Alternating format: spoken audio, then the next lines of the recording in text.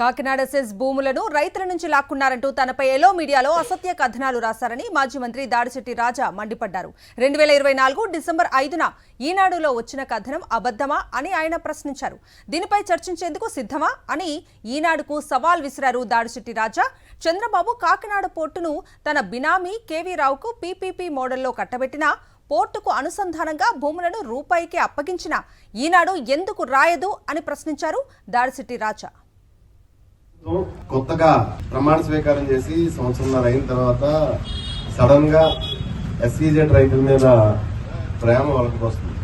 SEZ రైతుల మీద కొత్తగా వాళ్లే ఒక మెమో ఇచ్చి, జీవో కాదు, గవర్నమెంట్ ఆర్డర్ కాదు, ఒక మెమో ఇచ్చి ఈ 2800 ఎకరాల భూమిని రైతులకి చంద్రబాబు నాయుడు గారే తిరిగిచ్చినట్టు, కూటమి ప్రభుత్వంలో పవన్ కళ్యాణ్ గారి ఆదేశాల మేరకు చంద్రబాబు నాయుడు గారే తిరిగి ఇచ్చినట్టు వాళ్ళు వారం రోజులు బట్టి ఎల్లో మీడియాలో జనాన్ని అదేదో పెద్ద గొప్ప కింద పాలాభిషేకాలు, తర్వాత వాళ్ళ పొగుడుకోవడమే కాకుండా మళ్ళీ ఎల్లో మీడియాలో, అది ఈనాడు పేపర్లో నా గురించి రకరకాలుగా అవాకులు చెవాకులు, మా క్యారెక్టర్ అసాసినేట్ చేయడం, ఇవన్నీ మొదలుపెట్టారు.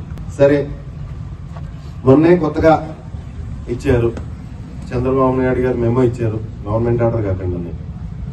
మరి గవర్నమెంట్ ఆర్డర్ కాకుండా మెమో ఇస్తే 2024 డిసెంబర్ 5, 2024 డిసెంబర్ 5 ఈనాడు పేపర్.